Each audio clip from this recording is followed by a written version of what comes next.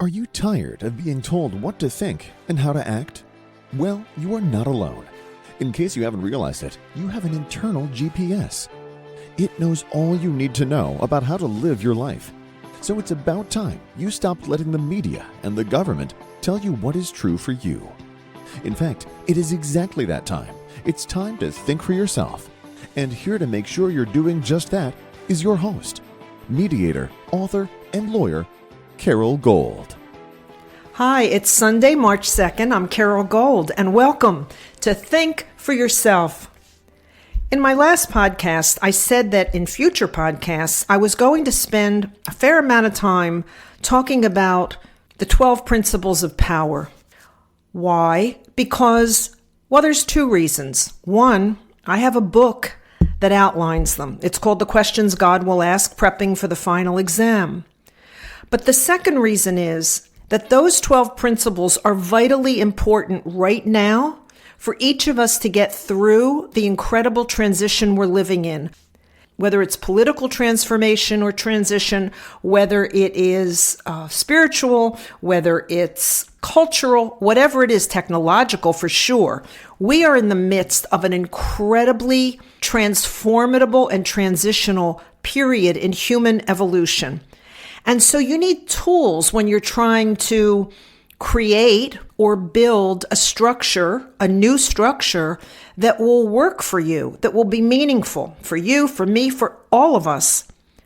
I happen to believe that the 12 principles that are in the book, The Questions God Will Ask, Prepping for the Final Exam, are precisely those tools. But before I even spend any of my podcasts talking about what the 12 principles are, I want to explain to you how they came about, and more importantly, what they are exactly. Because despite what you may think, they're not what they appear on their face, and I'll explain that in a moment. The way they came to be, I would say, was completely downloaded into my mind, into my consciousness, one morning between 1 a.m. and 4 a.m. I was awakened from a dead sleep, so to speak. Maybe it's a bad expression. I was awakened from a deep sleep.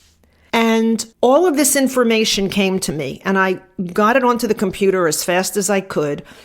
It really came through in kind of like just an outline form. And over the next, I would say few weeks, my own understanding of what it was blossomed in a sense, and I was able to fill in what was originally an outline form. In order to fully understand the underlying foundation of the book, I want to read you only the two quotes that are in the beginning of the book. The first is from Albert Einstein, and here's the quote. "The most beautiful and most profound experience is the sensation of the mystical. It is the sower of all true science. He to whom this emotion is a stranger, who can no longer wonder and stand wrapped in awe, is as good as dead.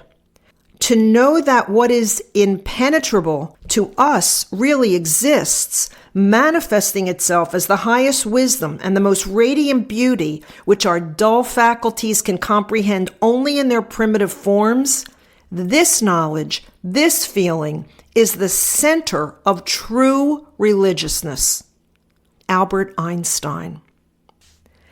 The next quote is this: "Everything in the universe is energy. What matters is how we use it. That is the purpose of free will." That quote is from me, Carole Goldstein. Carole Gold, the name I use professionally. What's important about those two quotes is an understanding that scientifically, what we know today is that at the quantum level, everything is energy. It's not matter, it's energy. And how we perceive that energy, and more importantly, how we use that energy, very much creates our own personal reality and the collective reality that we live in. So let's talk about the proper use of energy. In most religions, there is this concept of righteousness. And righteousness generally means, when you behave nobly, properly, compassionately, in line with religious principles, that when you do that, you are being a righteous person, charitable, compassionate, etc. You're being a righteous person. But one could argue, and I do, that those are subjective definitions. They're the best that humans can do with language. And of course, in every language, words have different meaning. In fact, I think in the English language, there's like one word for love. And in some other languages, there are as many as 10 or 15 words for love, different kinds of love, different degrees of love, different applications of love. And so language limits us. But what we know is that the word righteousness defines, let's say in religious terms, the highest use of human energy as manifested through behavior. And I think a lot of people don't perceive themselves as being able to be righteous in the sense that it's taught religiously. But I noticed something one day, and it is actually 50% of the premise of my book, The Questions God Will Ask, Prepping for the Final Exam. And here's what I observed, that if you take the O out of the word righteousness, you're left with the word right-useness. Right-useness. So for me, right-useness, when applied to the quantum level that we know everything is energy at its most fundamental point or fundamental level, then it's not about necessarily being or behaving in a subjectively defined way, like being compassionate or being charitable or being loving. It's about using energy, the fundamental building block of reality, using it correctly, the right useness of energy. It came to me that the concept of free will is the means by which you use or misuse energy. Because free will is the choice we get, it's the gift we get, it's the grace we've been given to make the right decision of how to use energy. There's a right way to use energy and a wrong way to use energy. The most obvious example on the physical level is nuclear power, right? You can build a nuclear power plant to run power, electricity, etc., for the highest good of all concerned, or you can use nuclear power to build a nuclear bomb to destroy matter. One is the rightful use of energy, and one is the misuse of energy. We're given that free will choice. When I think about the Garden of Eden, and I think about what we're taught about Adam and Eve sinning, I think to myself, they misused energy. They were told how to use it. They were told how not to use it. They chose to use it in a way they were cautioned not to use it. They misused energy. There's always a consequence for the misuse of energy.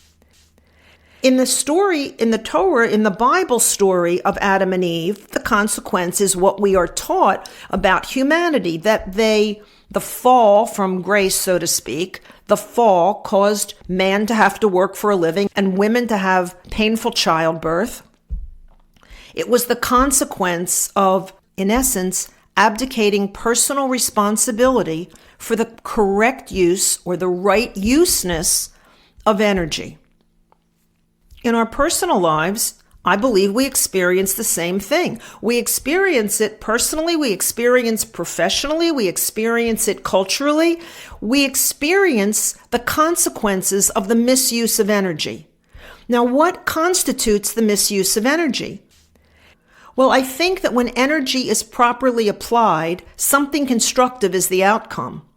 Either in the short term or the long term, the outcome is, I like to say, for the highest good of all concerned.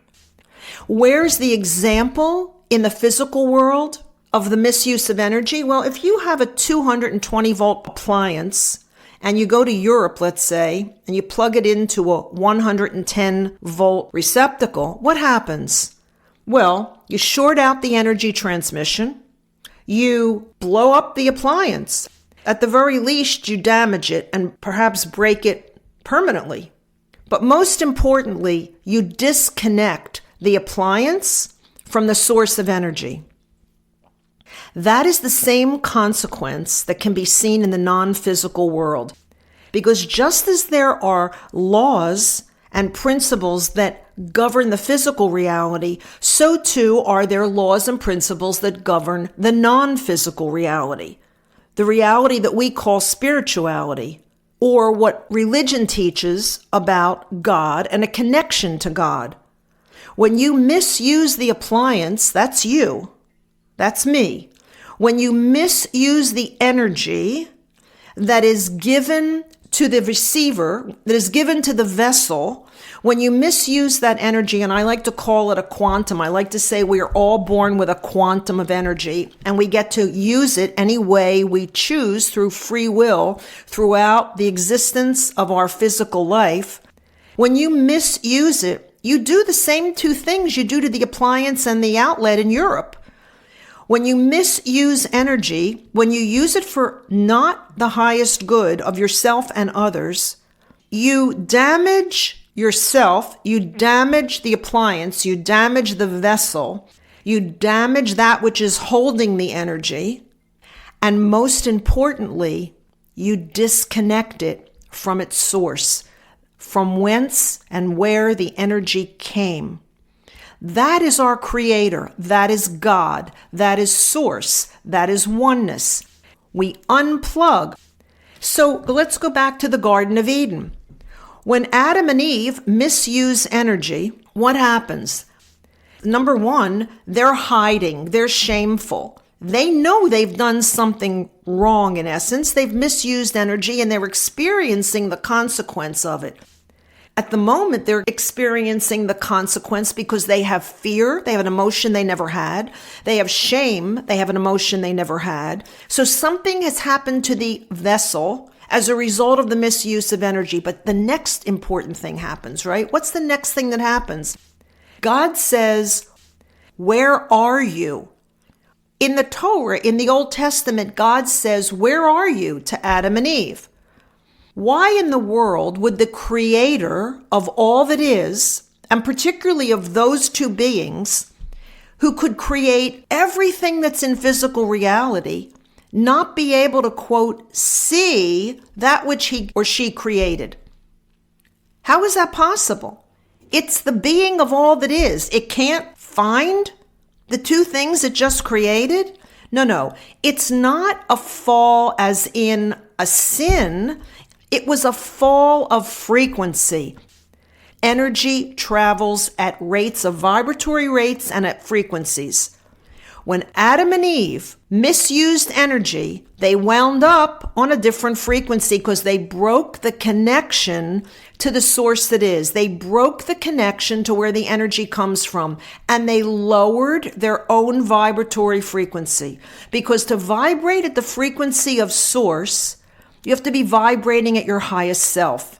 And vibrating at your highest self means abiding by the non-physical laws, the spiritual laws that apply to all sentient beings, that apply to the functioning of the universe. It wasn't that Source, God, Creator, couldn't see them with eyes or perceive them with any other sense that it had. It's that Source and Creator operates at a frequency that is higher than the frequency that Adam and Eve were on because they had lowered their own vibratory rate. That's what happens to us. When you and I feel disconnected from all that is, from Source, from God, we've done something. We have done something. Maybe we've just thought something that is manifesting a physical reality that's coming from a non-physical source, that is manifesting as a disconnect from the highest good for ourselves or the highest good from someone else. So here's the thing.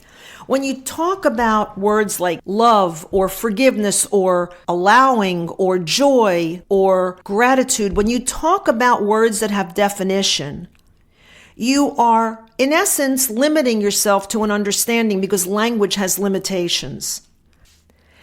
The 12 principles of power that are in the book, The Questions God Will Ask, Prepping for the Final Exam, are simply symbolic in the same sense that language is symbolic. It is the best effort to concretize and communicate frequencies of energy, traveling and vibrating at a specific rate, so that every concept that we have, like love, like joy, like forgiveness, is a frequency. And within that frequency, there are vibratory rates, lower and higher vibratory rates.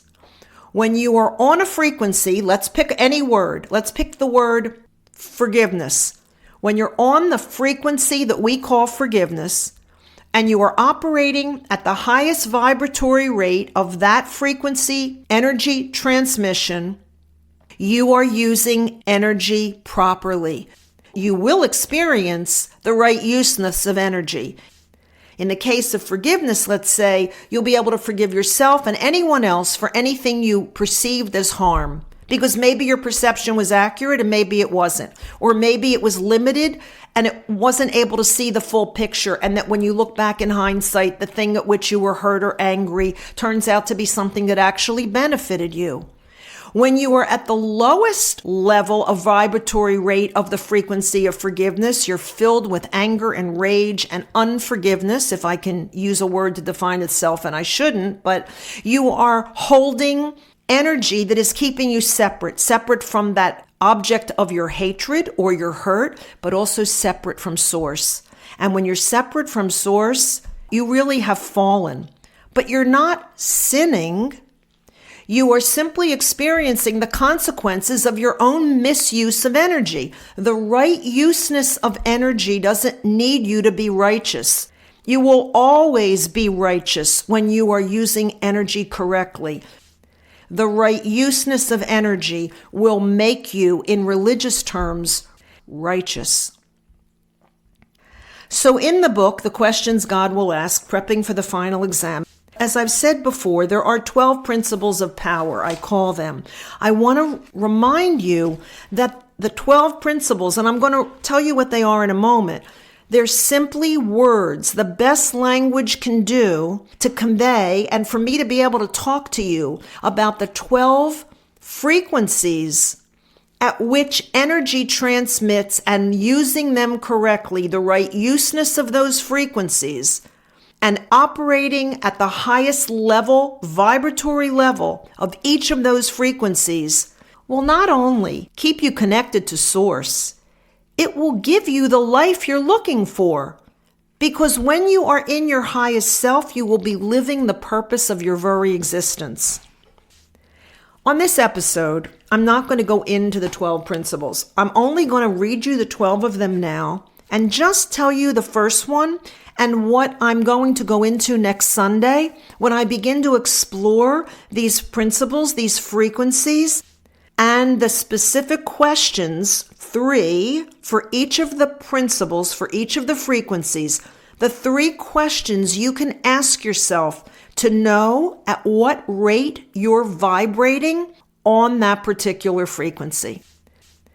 So here are the 12 principles: knowing, awakening, allowing, change, forgiveness, courage, creativity, gratitude, service, oneness, joy, and love. Next Sunday, on my next podcast, I'm going to talk about knowing, the first principle. But let me just give you a little hint of it right here. When we have faith, or we believe, or we trust, there is an element of not knowing in each of those. But when you know from your personal experience. And when you have personal experience, you have certainty. There's no gap between what you've experienced and what you know, because it's firsthand. It's not reliant on being heard elsewhere or read somewhere or told something by someone else. The reason knowing is so important is because we are living now in a time when so many people rely on what they see on the internet, what they read on X, what they've heard from someone else, what Alexa is telling them. Soon, what ChatGPT, what Grok 3, what your AI agent will be telling you on your phone or your iPad. And when you do that, you don't have certainty. You can't have certainty because you don't have it in your being. You haven't had it experienced within your own heart, within your own knowing, because that's where the certainty comes from. It's not an intellectual experience. It's a cellular experience within your own heart. It is the vortex point. It is the Stargate that you enter in order to stay connected to all that is, to source, to oneness, to God. So next week, that's what I want to share. I want to start with the 12 principles. And remember, it has a word, knowing. That's the name of the principle. But it's simply a word. And we're going to be talking about the frequency of principle. If you need a little more clarification before I sign off on this episode, it's this. There's AM and there's FM. If you want to hear rock and roll, if you want to hear rap, you listen to AM. But if you want to hear Bach or Beethoven or Tchaikovsky, you can listen to AM all day and you'll never hear them. But tune into FM and there they are. Because everything travels at a certain frequency. You have to know the frequency. You have to know how to be there. And then you have to know how to stay there and operate at its highest good for it, for you, and for all concerned. That's what the questions God will ask prepping for the final exam is going to do for you. It's going to give you the frequencies, it's going to give you the tools, and it's going to tell you how to use them. Thanks for listening. I'm Carole Gold, and I will be back here next Sunday. Until then, by all means, think for yourself. Carole thanks you for spending your valuable time with her. It is her mission to empower you to remember how smart and capable you are. Be sure to check out Carole's website, carolegold.com. That's Carole with an E, gold.com. Please leave a review and subscribe here so you'll be alerted to Carole's next podcast. Until then, above all else, remember, it's time to think for yourself.